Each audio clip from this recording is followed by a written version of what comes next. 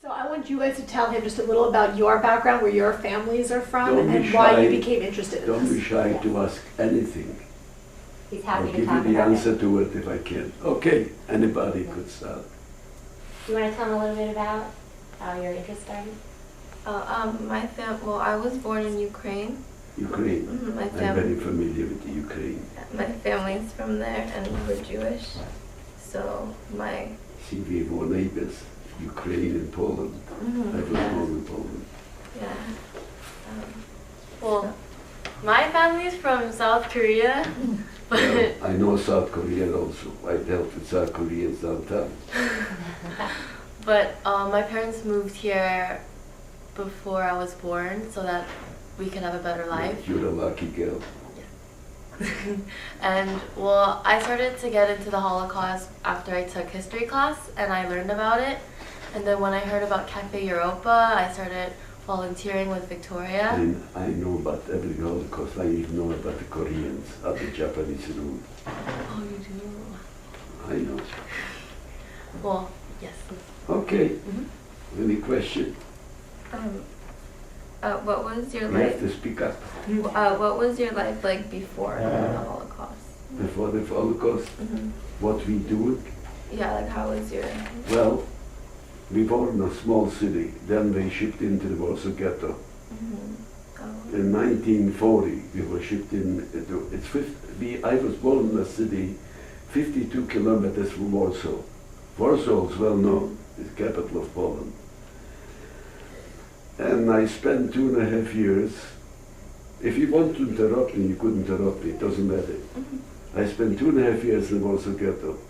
Oh wait, so first she wants to know just before you went, Pardon? before the war, she just wants Before to know the a war. little bit about life before. My father was in transportation because transportation was mainly horse and wagon. And also we had orchards that we rented in the wintertime. If there was no snow like in New York, we were okay. But if there was snow or wind, it blew away the, what do you call it, the bloom of the trees, and there was no profit. So this was our profession actually. I finished 6th grade when the war broke out, so I couldn't continue. Not that I couldn't, they didn't let us, you see. And I was 2.5 years an apprentice for a tailoring, to learn a tailoring. And then the continuing story, so that's why you're here. I was in the Warsaw Ghetto Uprising. I was wounded twice. I was wounded because we tried to take out young people like you through the sewer from the ghetto. We tried to save them from if they made it through, we shipped them out to the forest to hide out. But there were always people that they squealed. The first transport we took out about 22 young people, boys and girls. But the second transportation we were cross-fired. They were waiting for us. Somebody squealed that they took in us. That's how I was wounded. And there was a lot of casualties, you know. And How old were you at this time? how old I was at the time, this was 1943, 20 years old. We had no other choice, we knew where we were going. Even before they took us out of the ghetto, we knew where we were going. And the minute, there was 2 ways you could go out of the ghetto, either to Auschwitz or Treblinka. Treblinka is closer to your country. This is no reflection on you. That, I just want to tell you where the place was. That's, and the minute we left the ghetto, we knew, the first station, we knew where we were going. We knew we were going to Treblinka because the Treblinka was more east, Auschwitz was more west from the Poland situation. So the minute we were at the first station out of the ghetto, Actually, they call it Umschlagplatz.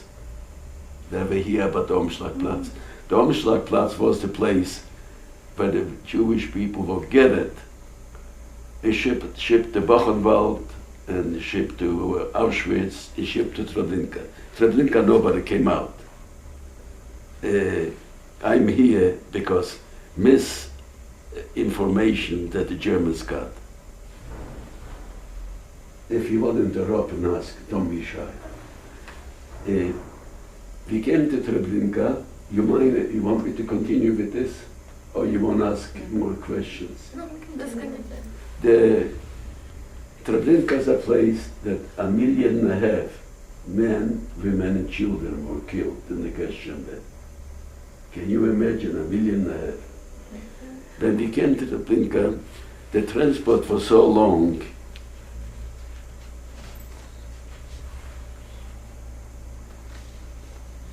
I'm very emotional. Okay. The transport was 36 cars. They call them box cars, only standing room. So when we came to Treblinka, the whole transport couldn't get in to this, actually Treblinka stop. There were 2 lines to get in. So they pulled into Treblinka to the station, backed in, unhooked half of the cars, then put into the other line. There were 2 lines. So actually it was about 15, 16 cars. There were two lines. And right away, the SS war with German Zeppelins, aussteigen, aussteigen. You understand a little bit, maybe? Aussteigen means get out of the cars. So, but the people were already traumatized because in the cars, people went berserk because they knew any soon they'll be dead, including my family. My parents came to Treblinka a year before with my younger sister. I'll show you pictures, I have some pictures, not from Treblinka, but the people that were on this transport. I got pictures that my grandmother had at Chicago. My grandmother came to Chicago in 1922. The rest, we were the only family left in Poland because they closed the borders in the Depression time. So the people came out of the cars. There were people working in Treblinka. And they were sorting the clothes that the people, they call them undress. It was a fence. Let me back up a little bit.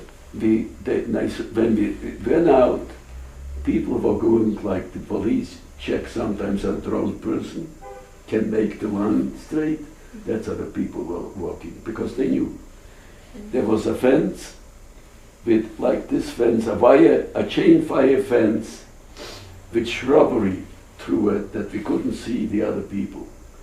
They picked out 500 people they needed to clean the Warsaw Ghetto. They couldn't come in, as we fight, they couldn't come in without really weapons. We had only sidearms and cocktail of them. So they started bombing the ghetto. They flattened the ghetto completely. They bombed it from the planes. So they picked out 500 young men to clean the Warsaw Ghetto. But when we came to the city of Lublin, I don't know if you're familiar, city of Lublin is about 2 kilometers from Majdanek. Did you hear about Majdanek? Majdanek is a torture camp, was a torture camp. It still stands. I'll tell you why I say torture camp, I'll come to it. If you will write down, if you want to write down and stop me, it's okay, my mind has a tape there. I could continue after. Any question you want to ask, please ask. Yeah, so if you want clarification on something he's saying, you can just say, I have a question. So when we came to the city, in the meantime, where I say the Germans miscommunication, they had already 500 Greek Jews cleaning the ghetto. That's how the 500 people of us, because nobody came out of Treblinka. So they sent us in to Majdanek. Here I come to Majdanek. Majdanek was a torture camp and also a gas chamber. Tens of thousands of Russian prisoners went straight to the gas chamber. Military prisoners. They used to tell you in the morning to go and carry boulders from one end of the field to the other side. That's why I tell you, I'm always interested of the other Holocaust. So I told you about your people, what, 50 years or more under the Japanese? Oh, I think it's about 50 years. I think so. In the afternoon, they told you to carry back the same boulders to the other side where we picked them up in the first place. That's why I call it that. Or they made us break in boots for soldiers, new boots, without socks, without anything.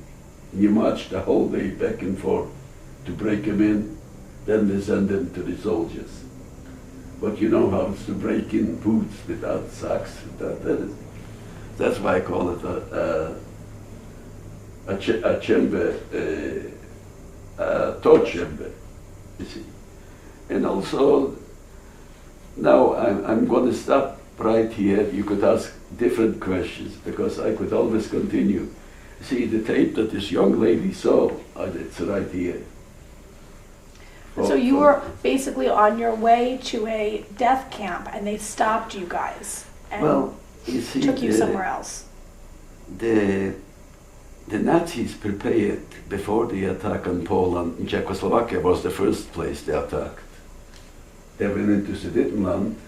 Do you heard about it here, about Chamberlain, the foreign minister of England? Oh, yeah. And Deladier, the foreign minister of France.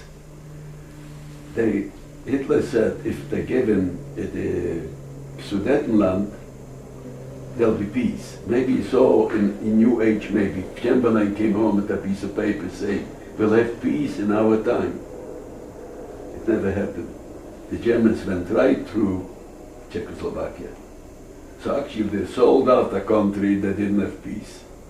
And it happened that Czechoslovakia was the biggest war factories, I say, ammunition factories, heavy tank factories. Then it built up the war machine for the Germans, and they attacked Poland, you see. So this is when we came to Majdanek. I was in Majdanek about 3 or 4 months. And I went through, they made a selection. They came from an ammunition factory to pick out about a couple thousand people. Because you didn't get enough food to go through the work they expected of you.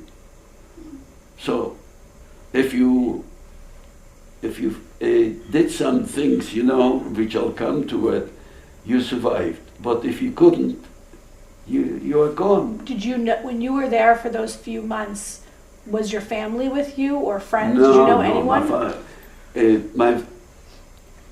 I didn't see my family since I was 17 years old. They were in a different city. The only two people I had, my sisters, because we worked in a sewing factory fixing uniforms and underwear and shoes for the Germans that came back. The uniforms came back with holes in them from the bullets. So we had to put in we called a little window. We put in a little square, fixed it, and the uniforms. I want you to know that Nazis occupied themselves by killing Jews, but they didn't send to the front line uniforms for the soldiers. They froze to death. If there's ever a film about the war, the Second World War, you should watch, so you'll see what I'm telling you. When they gave up to the Russians, they were walking in straw shoes. They didn't take care of their own soldiers, but they occupied the trains to take people innocent people to the gas chambers. You see? So I went to, they took us to, so this then also was a selection, they call it also a selection. And some of didn't make it. A cousin of mine didn't make it. He was a heavy smoker. Although I was in the Sturmdienst. Sturmdienst means you were given out the food and you arranged the straw sacks that we were sleeping on, stuck it up to the ceiling. If you didn't make the selection, what does that mean? Selection means you go left or right. If you went right, you went to work. If you went left, you went to the gas chamber. To the gas chamber. You see, my cousin didn't make it because he was a heavy, although I gave him double food when I gave out. He didn't make it because somehow he was giving away even those years, we're talking about 50, 60 years ago. Smoking was so, when I see young kids smoke, I feel bad for them because smoking is a killer. He gave away the food for cigarettes. And when they had the selection, somehow he had like water blisters on his body. So they only he was chose the gone. strongest Only the strongest people. ones who looked like they could work. The rest, if they were Excuse too me. weak, they sent them Then- to the trainers. I came to the selection. I didn't care what they do to me because staying in my Danek was the end of the line. You see, will you remember to write it down, or you want to stop? No, we're recording it. Oh, We're okay. Yeah. So they're going to take notes and write Okay. this down Yeah. afterwards. Now, we stayed in line. You had to have a little bit luck also. There comes around, and I had, when I came to my Danek, the lead of the bullet was on my shoulder. So everybody was a doctor in the camp, even a butcher. So they put me on a table with my shoulder sticking out. They cut it open and the lead fell into a glass. It was already infected. Effective. So I put the shirt, I covered it up, and I figured, whatever happens, happens. It's better to die than stay in my Danek. So I come, they call it the SA people. SA were wearing the brown uniforms. SS were wearing black uniforms. And he says, "What hast du da?" Means, what do you got there? And I made up a story that I was loading ammunition to the Russian front, and they dropped a case on my shoulder. Said, "Come with me." I couldn't tell if I was fighting against them, because it would be a... And he takes me to a doctor in the front line, and he says to them, "Listen, Dauch, put him through." And the doctor didn't even look up. But was a doctor, maybe 4 feet tall, and this guy was 7 feet. I mean, I was 6 feet. I had to look up to him. Real 7, maybe more. I have And a question. he stayed a little bit, and he doesn't answer. He says, "Verfluchte Hamali." He says, "I talk to you." He looks up, he got scared. He says, "Jawohl, jawohl, yes, yes." He said, "Listen, Dauch." So that's how he to pick me out. Why and when, I don't know. Anyway, when we came at the station where the ammunition factory was, there was about 500 women and about 500 men, maybe 600. So he goes away and comes around with a can, like a trough for a horse. No, it was big. He says, "Das du weißt schon, was happened to Essen. You'll have something to eat." So I figured some luck, and there were 3 people working on the station on the railroad. They call me Shlomo. See that you go to Verka. Verka was the better work. They work on trotto, the powder you put in the bullets, or the holitzer. if you work there a week, you got yellow inside and outside. Usually the people get masks, but for the Jewish people that didn't get masks, they came, we had the only shower on the work A. When they came from work C, they were all looking like canaries, yellow, from this powder. So I said to the guys, I cannot choose where I want to go. So he put me in, it's called the hard drive, where they iron. You have put in pieces of steel, and you get a spec sheet. What temperature you're going to heat it up, and when you should take it out, and what, how you cool it. There was wax, there was oil, and there was salt water. Different steel was cooled and different. It was like a big barrel, you put it on a chain from the oven in there. So they say it's good, it's work hard. So first of all, I had soap and water to wash my clothes. Work, every week I washed my clothes. This was the main thing to keep yourself clean. Some people couldn't. Because it was depending where you were, the conditions weren't as good? Pardon? Depending on where you were, you're saying the conditions were better for certain Yes. people than others? The other people, go ahead, help yourself.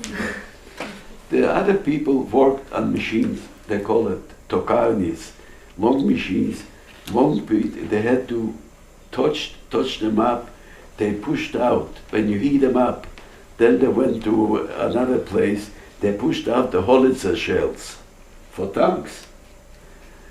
So,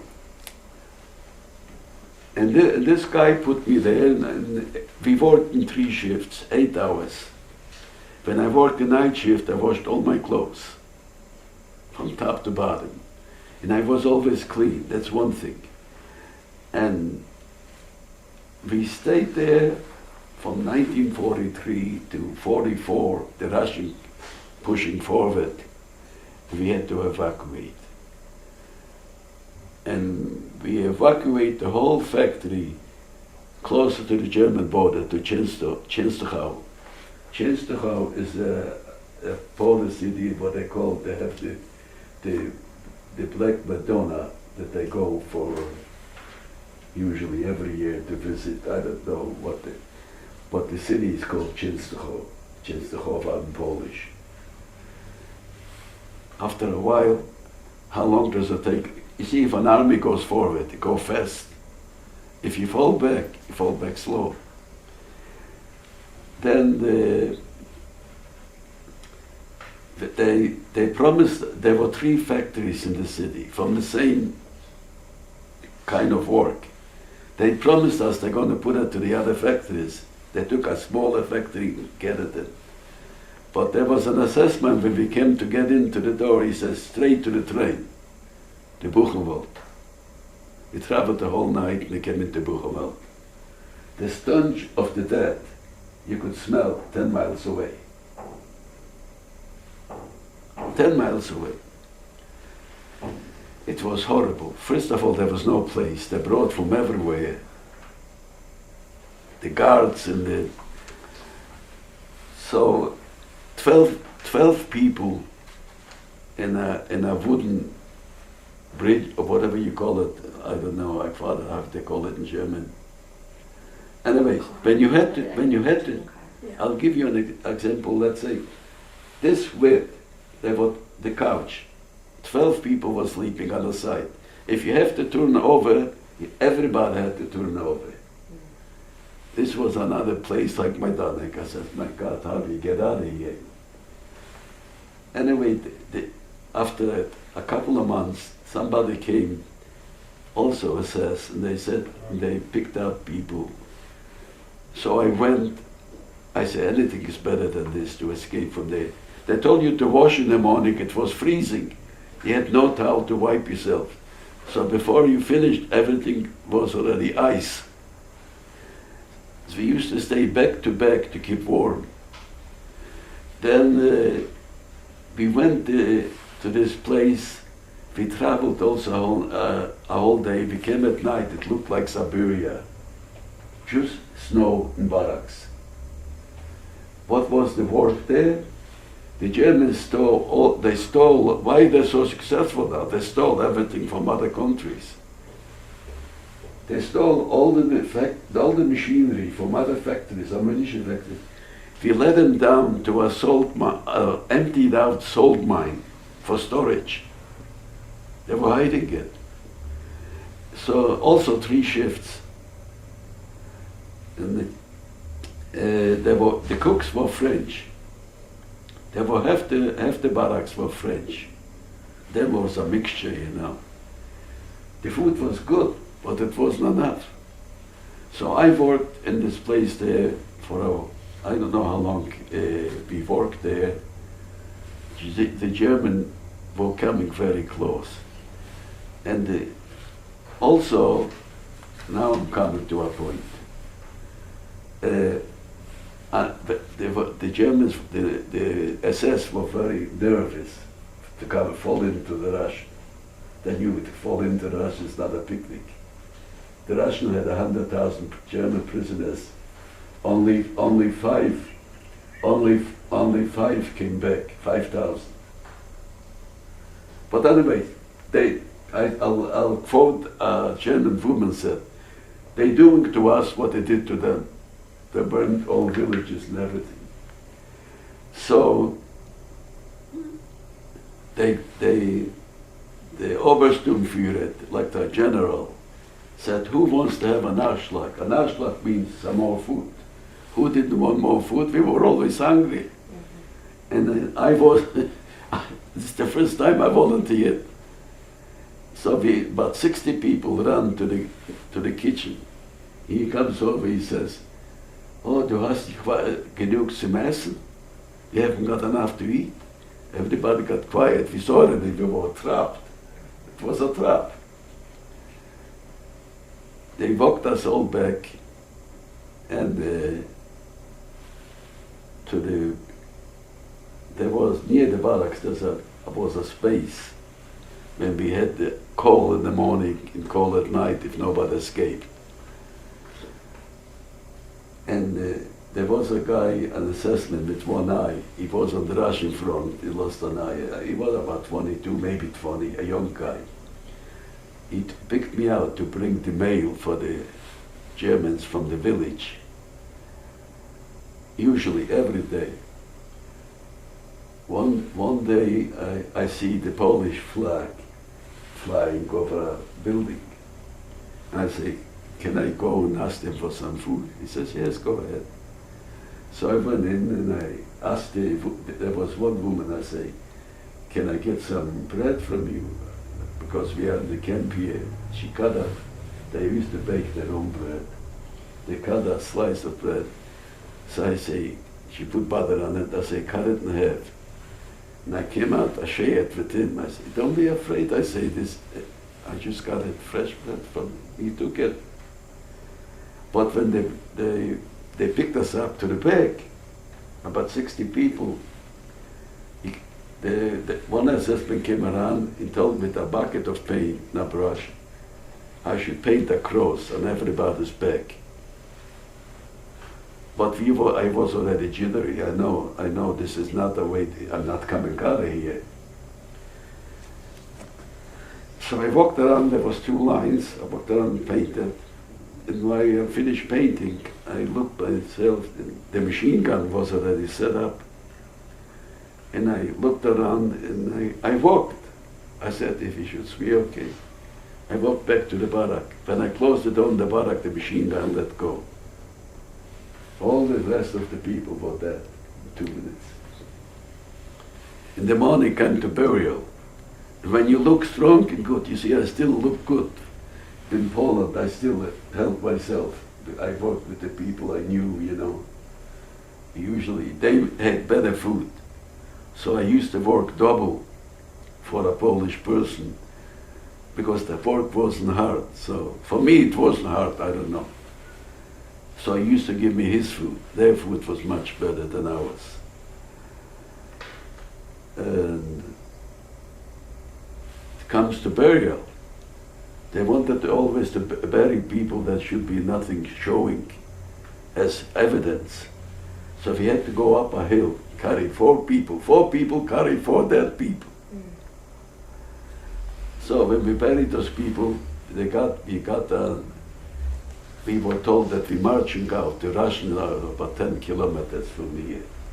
I'm talking to one side, I'm sorry, I'll talk to you this side. I could talk that everybody hears. You could hear me okay, yeah. So they loaded the kitchen. The Germans had a field kitchen. Always, let's say, a platoon had their own kitchen. All horses thrown. And we marched out of the camp. They said, we were told by people that they want to get us to the American lines because they were very afraid of the Russians. So we marched for about 3 weeks. Whenever we came to a village or a small town, they didn't want us because they know if we were getting liberated there, what do you do with hungry people? They'll take anything they can. So everybody pushed us further and further till we came to the city of Annenberg. And the Germans realized they can't push us any further. They knew we didn't eat in a few days. The kitchen fell into the Russian prisoners. The Russian went faster than we walked. It was raining terribly. You could see the shoes were full of water. We came to Annenberg, and the German said, I'm going to go to the mayor. Maybe he'll give us some food for the people. When he went down, we were sitting in a corral, like cattle. And he walked out. When he went down to the road, he said, came back running, the Russians are here, the Russians are here. To him, he was afraid. They all ran away. But for us, we were happy. So we were liberated after 3 weeks walking in Annenberg, the city of Annenberg. And then I stayed there a few weeks. Also, yeah, the city of Annenberg is not far from Czechoslovakia. The camp was also not, because there were people from Czechoslovakia, they recognized the borderline. So about a dozen jeeps came in with American soldiers. And because they had to settle who the city, it has to be divided, who is going to stay, who is going to give up, between the Americans and the Russians. Well, there was a Jewish captain, and somebody spoke a little broken English from the prisoners of ours, and he asked them that the people will die if they don't get any food. So he went. He happened to be born in Russia or in the Ukraine, the Jewish captain. So he spoke Russian, he spoke English. So he went to the Russian generals. The Russian generals, right away they took over as the beer joint. They like to drink, you know. The beer joint. The beer So- joint, yeah, any alcohol. And he talked to the Russians, and they made a kitchen within 2 hours. Or there maybe was a kitchen there for the German soldiers or something. Within 2 hours we had food. And special food, that we shouldn't die, because if you didn't eat for so many weeks. So I stayed there a few weeks. And I said to another guy, we have to go home. At this point, you knew you I were was- safe? Pardon? At this point, you knew you were safe? I was safe, yeah. But Did you the roads- believe it? Did you believe that it was over? The war was over already. Yeah, I was liberated the 6th of June. They knew, So- I think they knew that the Germans were losing the war, right? So the trip to Poland was horrible. The bridges were bombed out. We had to go down on a stepladder and go on the stepladder. It was a horrible trip, but I figured, I knew that I don't have anybody, but you're in your mind. You lose a person. I wrote in the paper today, a girl in 1990, a 15-year-old disappeared. But the parents still hope. There was a little article in the Times today. I came to Poland, it was not my home anymore. Just plain they didn't want me, that's all. Friends that I used to be on the same backyard playing, they said to me, "You still alive?" This was the first step. I walked from the train. So I stayed a while. I figured maybe a miracle happened, that somebody survived. Then I went back to Germany. They happened to, they call it DP camps, means how did they translate it? People without a country. We had no country to go to. So we stayed there for a while. I was getting restless because I'll show you pictures. I joined, we had a camp in a small city. We took over 2 hotels for the people that were liberated there. So I joined the police. We had our own police. And then after a while, this was already boring, you know. You have to, when you get up in the morning, you have to know something to do that you do. First of all, you don't know where you're going to wind up. After 3.5 years since liberation, it was boring to stay in one place with no knowledge. And you know, you could go, in 1949, Israel was already declared a state. You could go there. So there was a fight going on. So I went to train to Marseille. I trained the people to go to the front line. I'll show you all the pictures when we're finished. Because the people in Poland, in the other countries, you were not allowed to have a gun. Like we had nothing. When we bought a gun in the ghetto, we paid a lot of money for it. You see. So I went to Marseille, and after a few months I was training those guys. They never had a gun in their hand, and I already was trained in the Warsaw Ghetto. So I knew how to operate. And then my cousin came from Paris. He says, you are left alone. You're not going to give you head. Nobody will be left from your family if you go there. So she took me to Paris. Can I ask a question? How many siblings did you have before the war? We had 6 kids, 3 girls and 3 boys. And no one was left but you? My one brother survived. He passed away in Winnipeg a few years ago. Also was, anyway, so I stayed in Paris a year.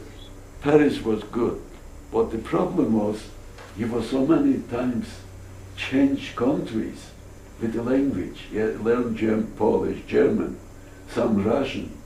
I'm very good to pick up a language. Then I had to learn French. And so then I get letters from my grandmother. You'll come to a... I had papers in 1945, 3 months after I was liberated. But there was also underhanded things going on with the giving you visas. So then my brother went to Winnipeg and he made papers for me. After a year, Paris was okay because I was making good money as a ladies garment. You see, they shipped out the Jewish people before the war were tailors, shoemakers, all kinds of.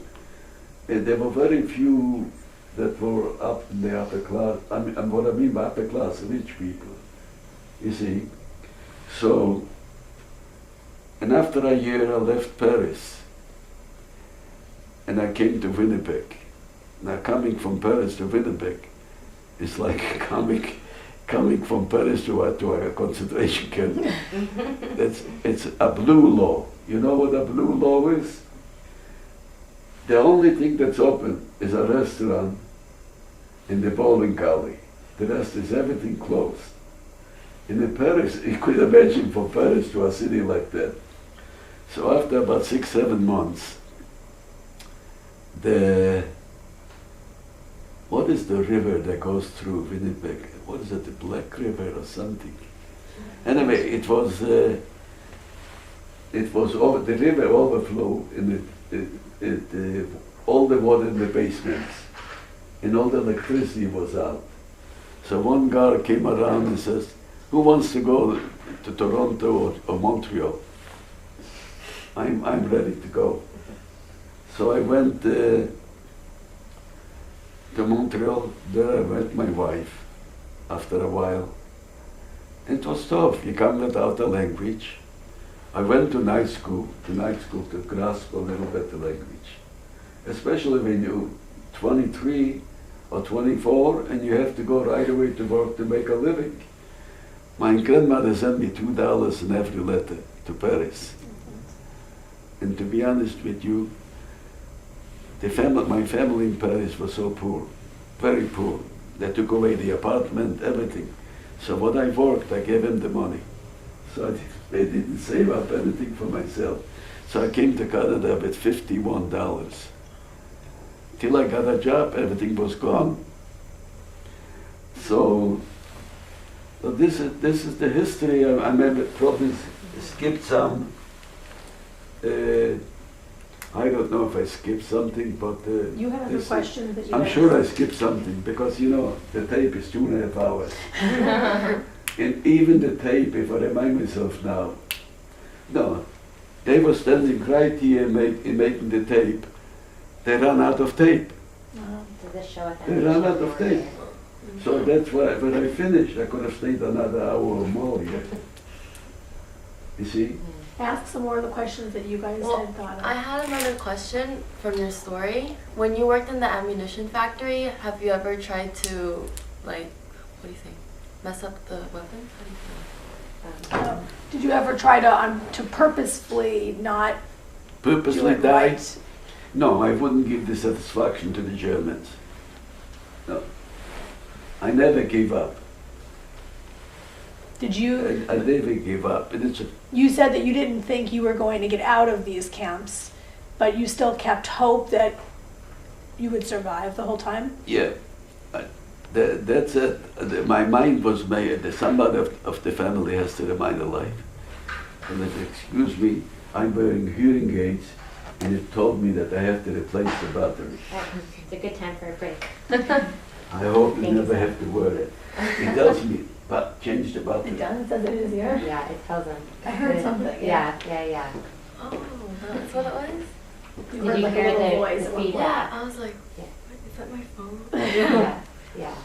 So what other questions did you guys highlight that you thought were meaningful? Did anyone protect you or your family during the Holocaust? What kinds of punishment or humiliations did you experience or witness in town, the ghetto, or the concentration camp? And then, So he said that he was told by someone to paint X's all It over their was- backs and they shot where he put. It was I guess a German soldier kind of befriended him in a sense because There he was was a hard some worker. kindness, it sounds There was, like. if you will. Yeah. And he had gone out to get the mail for this guy and shared the bread. So there was a little bit of the Mhm. camaraderie, and so he made him his helper. Yeah, I think another question you could ask him is, it sounds like there were some people who treated you better than the others. Did you, I think there's a couple things, like did he feel that anyone was kind to him ever? And also, how does he feel about German people now? And how does he feel about people who say the Holocaust never happened? And I what want would to ask if he's seen like Schindler's List, because a lot of what he said was like I was imagining how I saw it in the movie. So I wonder if that's like accurate. Yeah, you can ask him and see does he feel that's accurate and what does he think is not portrayed. And I think asking other things that he witnessed, that's a good question. I wanted to ask him how many selections did he go through? How many times did he get Yeah. lucky, basically? He weaved his way into that, which was, it was all about luck if you survived and working hard. And being strong. And I being guess. strong. That he was able to, just with the painting of the X's, the fact in a split second he made a decision to walk back to the barracks. if he had stayed there after he painted the X on everybody's back, maybe the soldier would have said, "You get back, get in the Yeah. line with everybody," and then he would have been gone too. But the fact that he just made those decisions, he was so lucky, and that the guy didn't stop him when he was walking into the barracks. He never looked back. He just Yeah. kept walking, hoping maybe he won't say anything, and then he didn't. Yeah. So he was able to live, There was just a whole series of events that seemed to carry through. And another, something I wonder, it's a hard question to ask, but when did he say goodbye to his family? Did he ever get a chance to say goodbye to his siblings or his parents? I would ask those questions. I must have skipped a lot, but We have a few more questions that the girls wanted to after ask. 65 years, Yes, we have some questions. I'm going to turn to you to ask questions. Go ahead. Wait. How many selections did you go through? Did I pass? Warsaw Ghetto, 2 selections. Treblinka, 3. Majdanek, 4. I think this is all. Also, I forgot to tell you that when we marched out of the camp, an assessment gave me to the knapsack. I look strong. So he was in his 60 probably. And I was about 1940, 44, what was I, 21 years. But he took out ammunition. He didn't. Then he gave me the rifle to carry. Because he was old, he was about 60 years old. So I carried, he had a bread in the knapsack. When they marched out of the camp, they all, I have one more. When we walked out, do you ever hear that Dresden bombarded into the ground? Dresden, the city of Dresden. Did you hear about it? Okay, this was repeated 100 times, whatever happened in Germany, but they don't remember what happened in the other countries when they attacked. Ukraine was leveled by the Germans, all the villages. The Pasta village, they burned it down. They considered everybody communist, which Ukrainians were not communist, Anyway, so he had a bread, and every time he cut a slice. So he cut a slice when we'd sit down to rest. I cut a slice for myself. So one day he says,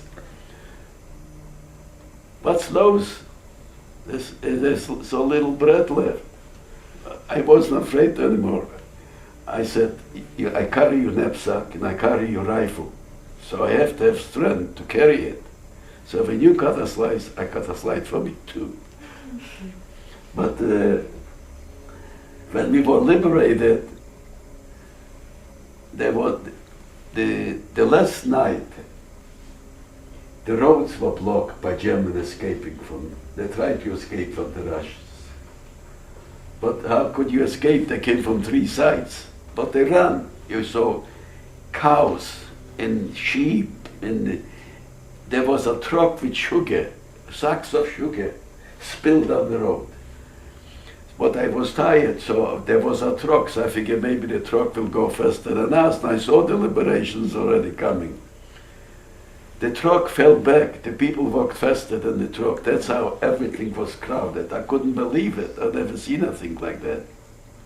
So the same day, next day, we were liberated in Annenberg. So now I'll answer. If I remind myself something, I'll talk again. But if you want to ask questions, I gave you the answer that about the question you asked. I was 4 or 5 times selections. The main thing was in the camps to hold yourself clean. If you kept yourself clean, and I had the chance. One day we marched home from night shift, there was people that couldn't go to the front. They gave them jobs like that. There was a name. If you ask me how my father's name was, maybe I'll have to think about it. This name was Kinneman, a guy with a hunchback. He had the camp over the whole, and he puts up a chair, and when they put up a chair, it was not a good sign. and it picks me out. They say, warum muss Liber so rein? Liber, why am I so clean? I didn't want to say a word. He did not know what's going on in the factories, on the plants. I had a chance. Whenever I had a night shift, all my clothes, you see, in the harterei, what they call it, the big ovens, there was heat. If you washed a pair of pants, in 10 minutes they were dry. See, if you neglected yourself, this was the end of you. People work on big machinery. When you touch up, what the heck? I just changed it.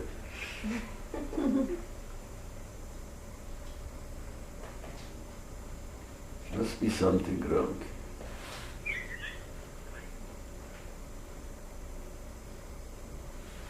I just paid a lot of money for this. So if people work with clothes, and if you touch iron, peel it little by little, you have to have oil running, so the knife doesn't heat up. Because if it heats up, it can't work anymore.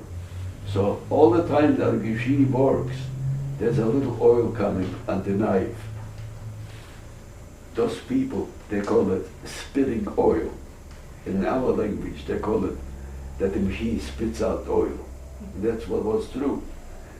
So the clothes was full of oil. And you didn't get any clothes. The transport that I was, you see, it comes to me, I have to back up to tell you the real stuff. The clothes that my transport went to the gas chamber came to the factory, to the ammunition factory. There was a picture in a jacket, a lady's jacket. So I went around asking if anybody knows the girl. The girl used to be a manicurist from my city that was in this transport. So the whole clothes from this transport that my family was came to the ammunition factory. And there was a picture of a girl. There were two brothers of this girl in this camp. One was there before and one came with my transport. So it shows you how fast the clothes came. After a few weeks, the clothes was there from the dead people. Did you see a lot of families reunite, or any families reunite? Did you ever see people reunite, either during or after? When you went to Treblinka, there was no choosing. We were lucky, I tell you, we were lucky that there was a mistake between the correspondence of the Germans. We were 2 minutes from that. You see, after 2 hours, 3,100 people. After 2 hours, there was not a sound. Could you imagine 3,100 people? How do I say it? Because you could hear, the Rinka was like in a forest. You could hear the birds chirping away, but you don't hear a scent of the people after 2 hours. Now people say this, how could that happen? The people deny it, how could it happen? It happened. 3,100 people in 2 hours went to their death. See, there's not a sign, because the Germans blew up Treblinka. They blew up the whole thing. The only thing, there's stones from every city in Poland. So, where was I now? I gave you an answer to this. How many times I was in a selection? 4 or 5 times. Any other questions? When you I know you have your own history. I know you back history also. The Ukraine history. And the Stalin. I'm sure you learned from your parents or from your family about the Ukraine. Stalin sent them to the gulags. Wherever there was a Holocaust, I know about it. Victoria, what was your question? Oh, I was gonna say, Anything. when you were in the camp, A did little you? bit louder, please. When you were in the camp, did you feel that there were some, like, some of the soldiers the Germans were nicer than others, like to you, or were they all just?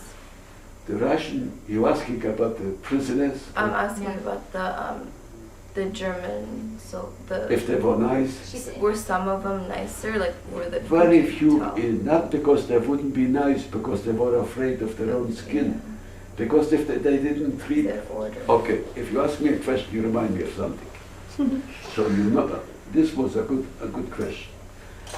There was a couple in the last camp that I was, that we walked out. He was German. And he probably was a communist because he had a red triangle. We had gays, in my dad, gays had a yellow triangle. Communist, a red triangle. I had a number, 116, 164.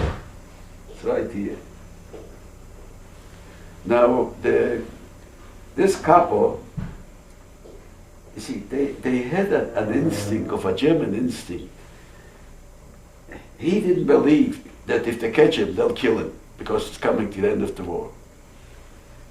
He didn't, let's say, if you escape from a camp, don't go with a straight road.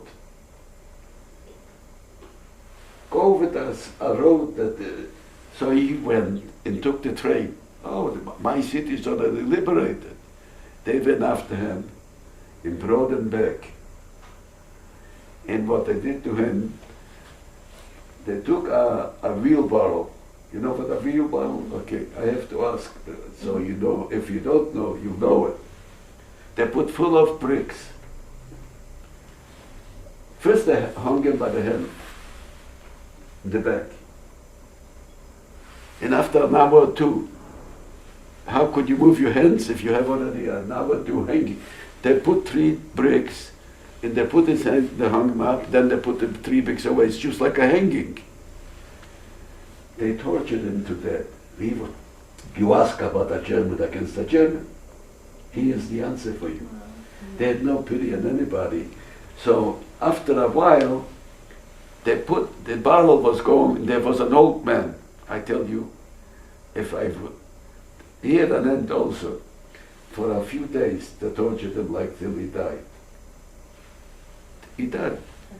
But when the liberation was, somebody caught him and hung him.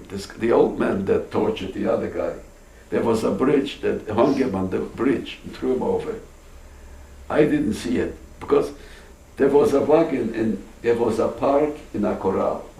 There was a wagon. I jumped on the wagon. There was a package of honey and bread. When they escaped, they took with farmers, they took with provisions. I took a package of honey and a bread and I sat down near the wheel of the wagon and I ate. I never ate from a whole bread for 6 years. They gave me a slice of bread like this. What is it, 100 grams or something. So you see about now there was another guy that escaped. When we came to Dresden, there was already chaos. We passed Dresden, but we didn't see the bombing. I saw when I walked back, when I went back to Poland, it was only rubble. I couldn't believe it. It was a beautiful city, Dresden. I said, will I ever walk the sidewalk in a city like this? This was in my mind. The young guy that sat with the one eye, when they were staying in line for bread, there must have been a bakery. So he walked over to the window and said, Mutti, can I have a bread? He asked Mutti, he called her mom, like, so if he can have a bread.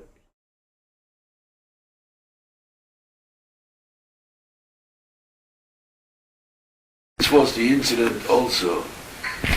Germans were afraid of each other because they trained them, a child like you, to squeal on your parents if they say a bad word or something. You see? So like a shadow, everybody was afraid.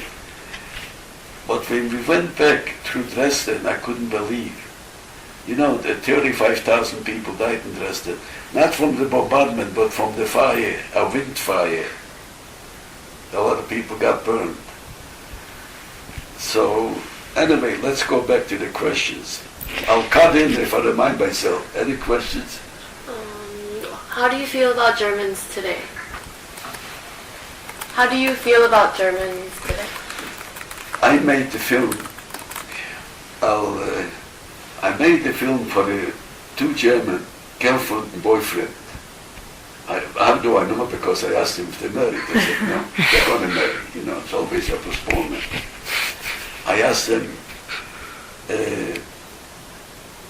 and I made a film for two assessment that warned the ghetto. If they came into the ghetto from one end, they went out of the other end. It was a main street. It was, it's a long time. What was it? Anyway, if you couldn't run, you were dead. They came on two bicycles with the holster open to shoot. They found out that I was in the Warsaw Ghetto. And they came here, you know, my wife heard 100 times already this story. I never let her forget it. Neither do I let my kids forget it. That's good.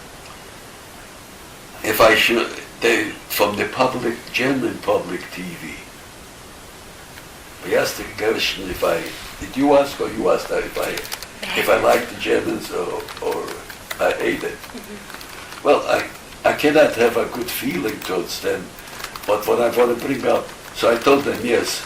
And they show the film all over Germany. It's a public TV, it's kept up by the government, not any private. So they asked me if I know this person. Oh, I said, do I know those people? Pleasure and Klostermeier. They didn't tell me Fritz Klostermeier, they told me Pleasure. When I told them Klostermeier, one said to each other if he got the right man. Mm-hmm. Klostermeier was executed. Pleasure, why they came to find the story, he was hiding out in East Germany. He changed his face, but when they took off the wall, he had an accident, a car accident. They fingerprinted him and they found out who he is. So I say, what did they do to them? They executed him also, but it was already so many years. A person, there's still people now that they're still alive. You see, it was a time when the Russian communists, when Stalin was still in power, a competition, who will win the German hearts? So that's why they didn't go after the Nazis. So this is the fact, if I like you. So they made a film, it was shown all over Germany. My wife got a phone call from a German woman from Germany. I was in my office. I had a business downtown, a sewing factory. And she cried on the telephone. She never knew. She lived in a small town. She never knew, which I don't believe it. When Hitler walked, everybody went up there. You know. But anyway, I accepted this an apology. So they're showing it all over Germany. Now the question is, I told them on the film, I have the tape. If you ever want to watch it, I could give it to you. I have one tape. I said, I have nothing to the young people. They don't have to pay the price for the grandparents and their parents did. Now I repeat it. Even for the criminal that was shooting people, I said, I have nothing against this family. It's not their fault. So this is the question, the answer I give you. Actually, we played soccer against it, their teams. Well, what are you going to do? It was a tragedy for the Jewish people, but I have sleepless nights. Even last night, I expected you to come. I had a dream. So help me God. I had a dream last night because I knew I expected him to come. Yeah. So it's a tragedy, which is the biggest tragedy in the history. We take innocent people. My cousin, when we won the car to Treblinka, I'll show you the picture, I have the whole family picture. She was crying to her father, I still want to live. How old are you? 17. Exactly 17 she was. A beautiful little girl. Her father couldn't help her, he went berserk. He went berserk, crazy. Your daughter's yelling to you, Daddy, I still want to live. And he cannot do anything for her. You see? So, any more questions? I'm still, don't be upset. This, you'll get older, you'll see that's it's, I don't want to say rotten. The world is not rotten, the people are rotten. It's tough. You're 17-year-old. Don't think about it, because it breaks your heart, but you have to go on living in disturbing news and tell people disturbing news, but you have to go on living. 17, you're too young, you should go around and just think about it. You'd have to tell people what happened, what's happening. Stalin shipped out hundreds of thousands to Siberia from the Ukraine. Then they make the kolkhoz. You know what a kolkhoz is? A kolkhoz is a collective farm. And they took away he called a farmer, they rich. He took away all the farms, made a kolkhoz. You see, and shipped them out to so there was also a Holocaust. You see, we take a person, uprooted them, it's a Holocaust. But the 17 year, let me see this book. Want to show them some of the pictures? This is my heydays in Paris. Pretty dapper, huh? Let me show you. See, my grandmother, this is me. My grandmother Zenny. Could you see it, or you want to maybe sit on this Yeah, side? it's next to me.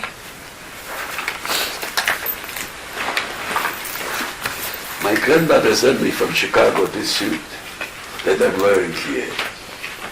All the pictures I have is from Chicago. This is my grandfather. He was lucky. He died a year before the war started. So I call it lucky. Yeah. Lucky if you die a normal death.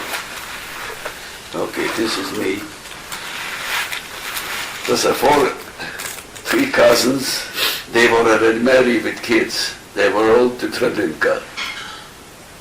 Not in my transport, I know where they went. I knew exactly when they shipped them out. Okay. My wife told my kids should know who this is.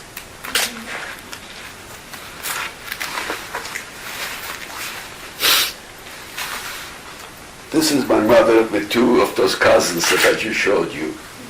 Sabinka. Those are my two sisters and two brothers. Treblinka. Those are my parents and an uncle of mine, Treblinka. Can you see it? Treblinka. Here's the little girl what was your age that said to her father, Daddy, I still want to live. A whole way from the Warsaw Ghetto till Treblinka was crying a whole thing. The hell one family is wiped out on my transport. I'm sure you should have more questions. I have time. I know it's upsetting to you, but that's life.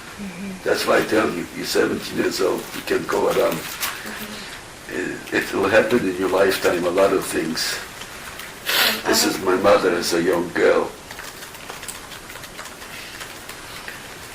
This is my grandmother that sent me this clothes that I'm wearing as a baby. Is she the one in All Chicago? this family, they died in Chicago, there's nobody left.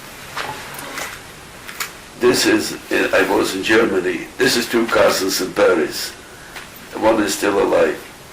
He was in the Polish army. There was two armies. One from the Russian front, Polish army, and one from England.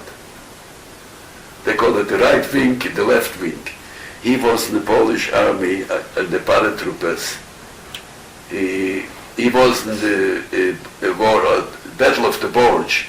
Ever hear anybody? They trapped the paratroopers on a place to rescue a surrounded army of the American army. So he lost an eye. He passed away a few years ago. That's my aunt and uncle in Paris. The wife went to get Jembe with small kids. The women are more attached to children than men. Mm-hmm. They wouldn't give up the child, they went both to the Jembe. You see? Now, let me see further. Here's pleasure that I was a witness for, right here. The assessment. He had hundreds of people on his back. Here I was in the police, like I told you. I joined the police force. That's me. That's me.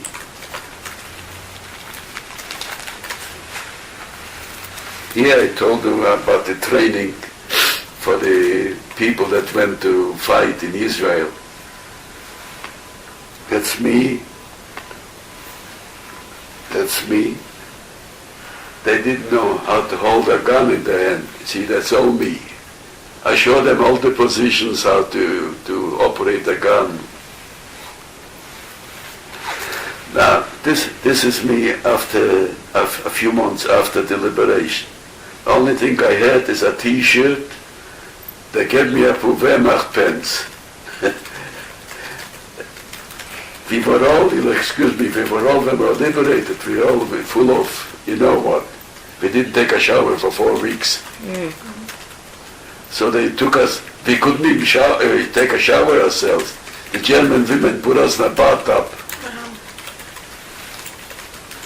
This is in Canada, Winnipeg. This is in France. Now, this is in Israel we put up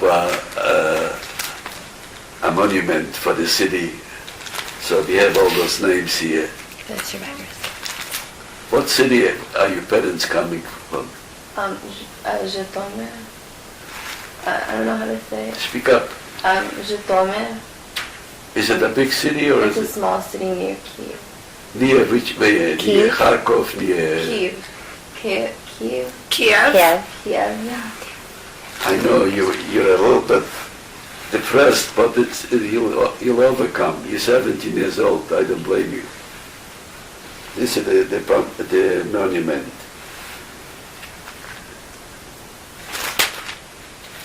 What is this?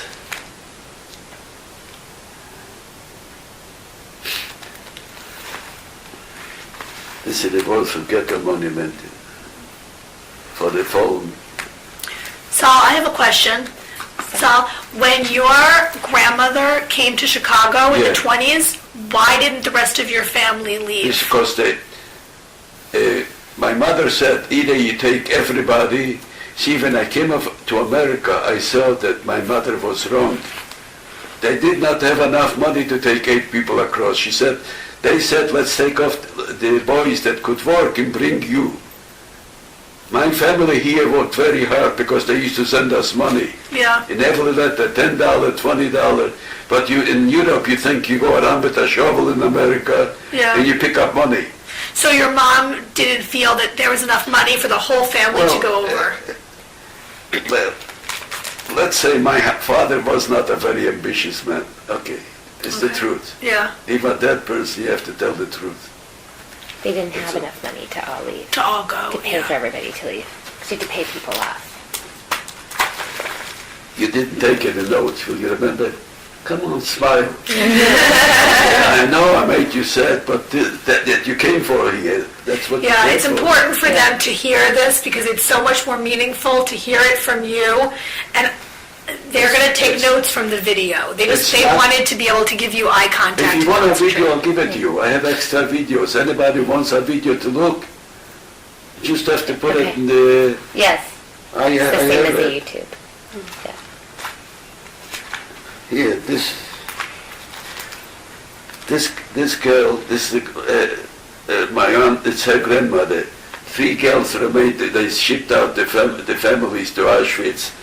This girl remained in a Christian home. She was hiding out. This is my cousin that took me out not to go to fight, to have one of the family. And she was right. I have 8 grandchildren, 8 beautiful grandchildren. Yeah. The little daughter of 2 left says, Grandpa, I love you very much. Sammy said it yesterday. He says it's worth living No, for. those are the good days already. Guess people came from Australia also that we know each other from the camp. So we invited them. Was this the party in Paris? Yeah. We went to Israel after we sold our business, and we came to Paris. We made a party for all the Parisian family. Vicky, May, did you have any questions? Well, this is all family pictures. Nothing to be disturbed about this year. This is Palm Springs. Israel for a I little took bit? my cousin. She still wants to come We here just traveled in there. April. Paris and then Canada. Yes. Yeah, Paris and yeah. It's a wedding in Paris. And then He was Canada. here and he saw, and he came that we had an affair here. So he saw how we doing weddings here. So he made the same wedding in Paris with mariachis and all this stuff. Oh, that's nice.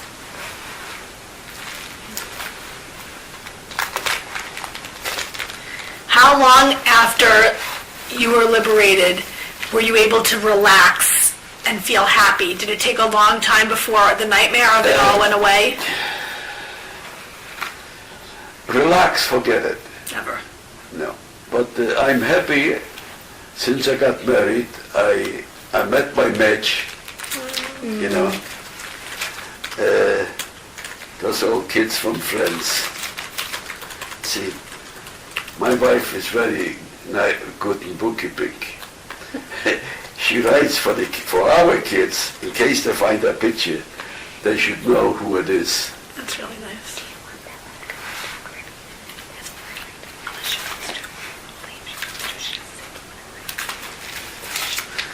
Actually, you'll find more on my tape. Saul, hearing It's you... 65, 67 years, and it's very hard to remember every little thing. You know, when you went to change your hearing aid, Victoria said they both saw Schindler's List, and she said that what you're saying she can imagine because she feels like it was similar to what she saw in Schindler's List. Do you feel that was realistic, a movie? She reminds of what? Victoria said that what you're saying reminds her of what she saw in the movie Schindler's List. It's much worse. Much worse. Because that Schindler was a man that tried to save those people. We had no chance. We had no chance. They shipped... Why did they drag us when they had losing the war and dragged us to Buchenwald? But the Russian was sending the Katyushas on the city. Yeah. The Katyushas were flying and they put us in the train. You saw Schindler's List, you saw a part of it. That is, at least they had a chance. He was with them all the way. You see. I call this a good German. He's buried in Israel, I want you to know. He's buried in Israel. Because we recognize people, we have a lot of Ukrainian people buried in Israel. We have a lot of nice looking girls in Israel from the Ukraine. yeah, I have relatives in Israel. They married Jewish men. They wouldn't live for anything. They have a good life there. Let me give you tapes before I forget.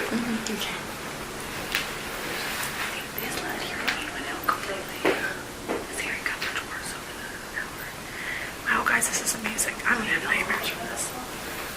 This is unlike what you saw. You never talked to someone in Cafe Europa like this. Does anyone want anything to eat or drink or now before we leave? I think we're kind of wrapping it up a little bit, and then He was so generous. And you guys can write him like handwritten notes, just expressing your thanks. Is there I know any, you would anyway, but. Are there any questions or anything else that maybe you wanted to ask that didn't get a chance to? I don't think we pretty much answered everything. It was interesting that he said the women were more attached to the children, so they wouldn't leave them, so there were more male survivors. Of course, yes. Unless the I women never thought were about that. really strong and didn't have kids. Do you remember the movie Sophie's Choice? She had to choose one of her kids. Well, I can imagine. All right, so if you guys don't have any other questions, is he getting? I think he's getting something. Oh, yes, okay. I think he just wants to show them one more thing.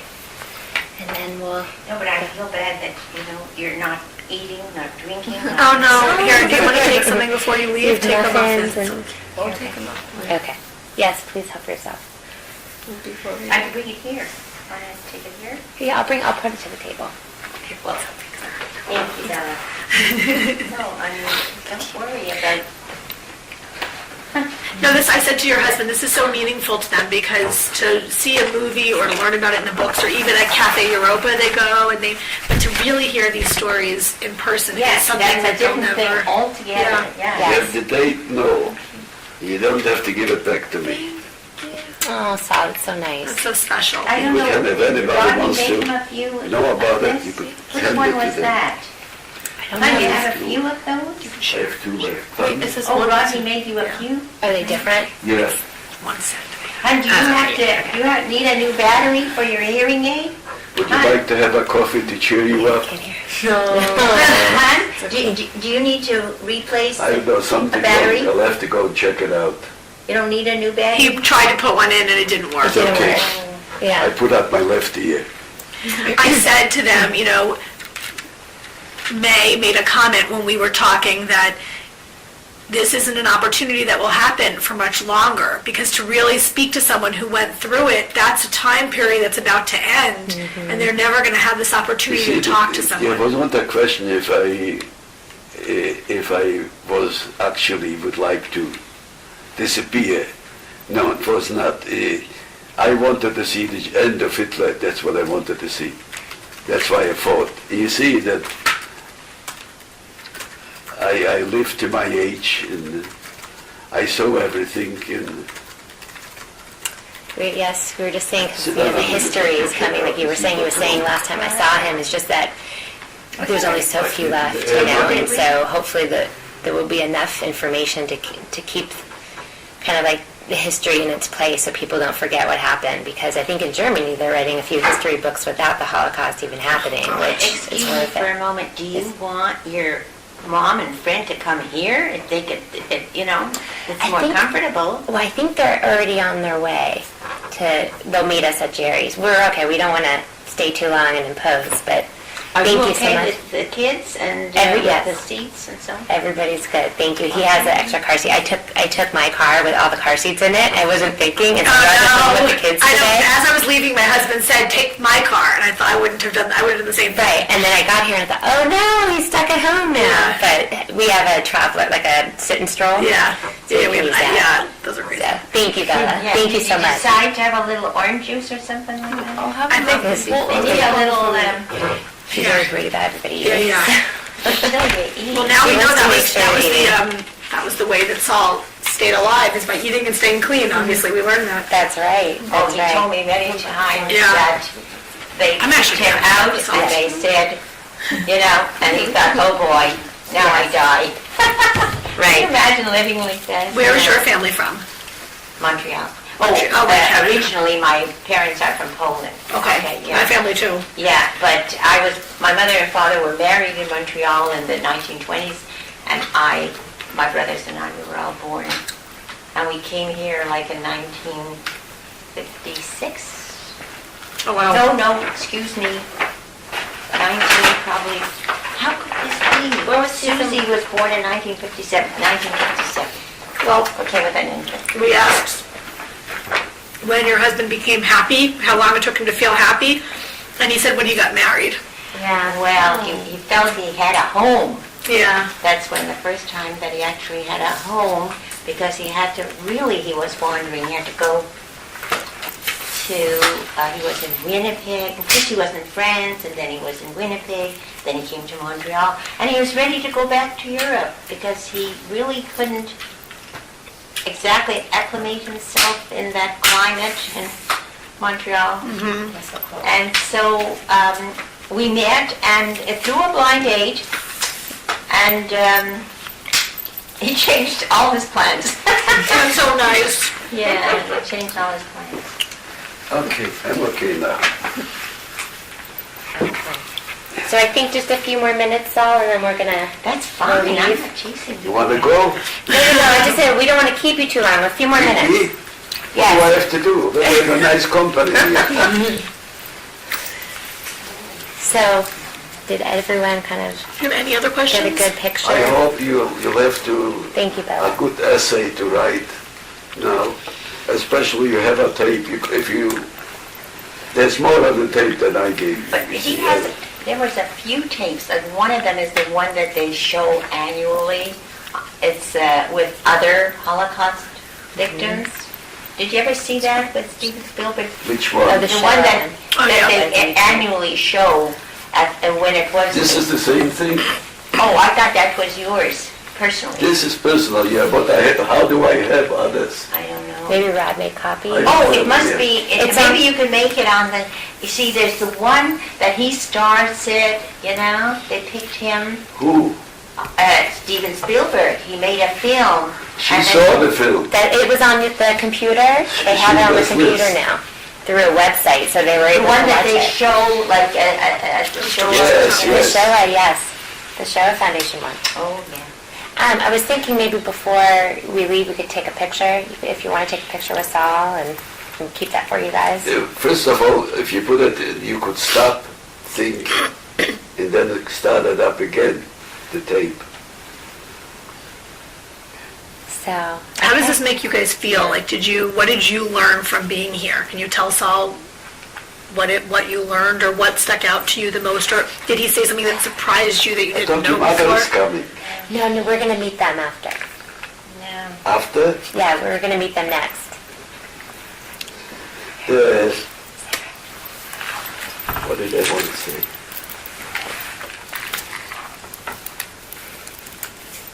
Anyway, it's very hard to, after 65 years. And my wife had enough of me with the tapes and everything, so Do you talk about this a lot? Do you often have people? all the time. Yeah. He always talks about it, and he dreams about it, and he wakes up telling me about his dreams. Uh, You know, There's so many things, excuse me, there's It's so many nightmares. things going on Yeah. that everything that happens in the world, reminds him. Yeah. you see, Very true. but So, you're too young. I'm telling, okay, I wasn't. When they shipped me into the Warsaw Ghetto, I was 16 and a half years old. God.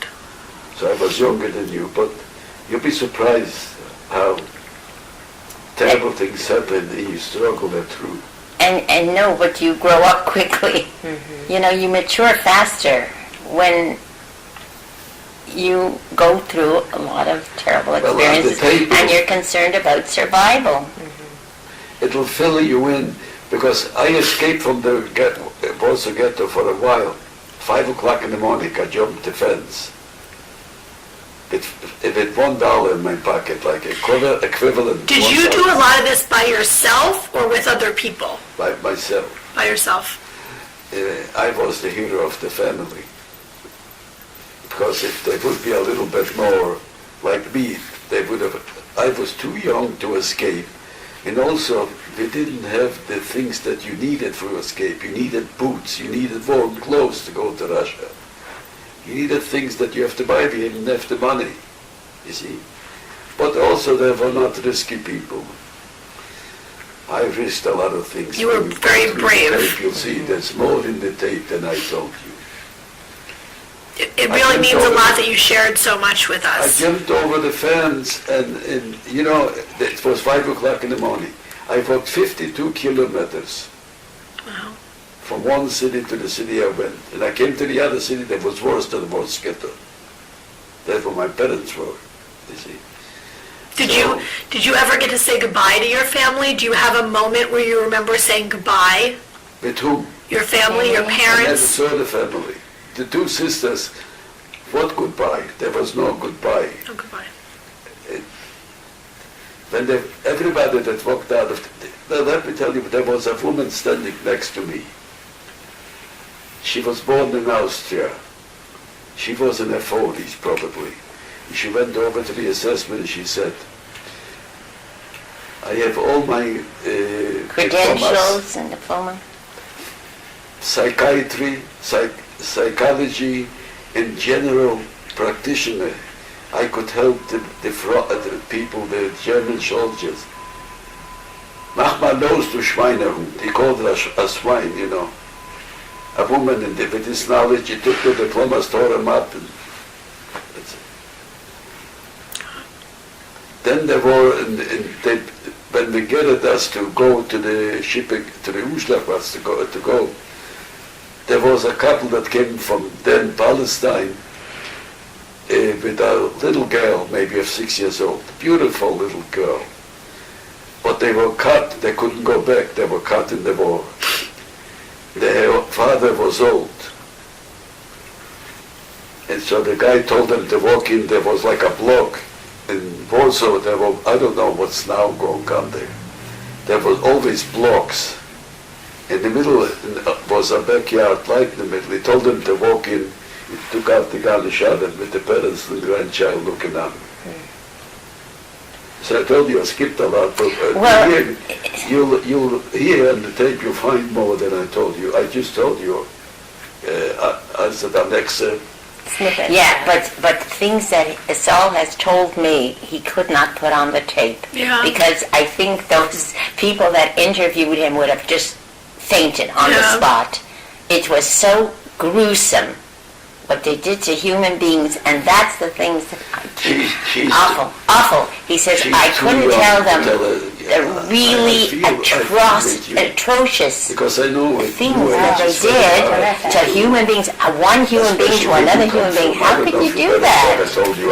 How could you? I mean, I told you it's... Stalin took But it's true. tens of It's really thousands of true. Ukraine and shipped them to But Siberia. those atrocities, he Now you really, could because ask me those better people, questions. they've had a hard time listening. So I'm telling you Maybe the for the truth. first time, maybe not. But Stalin wasn't better the than really Hitler. gory things, That's his own people. my goodness, That's so sad. they cannot be repeated. Yeah. Because, I did what I could. I went to schools.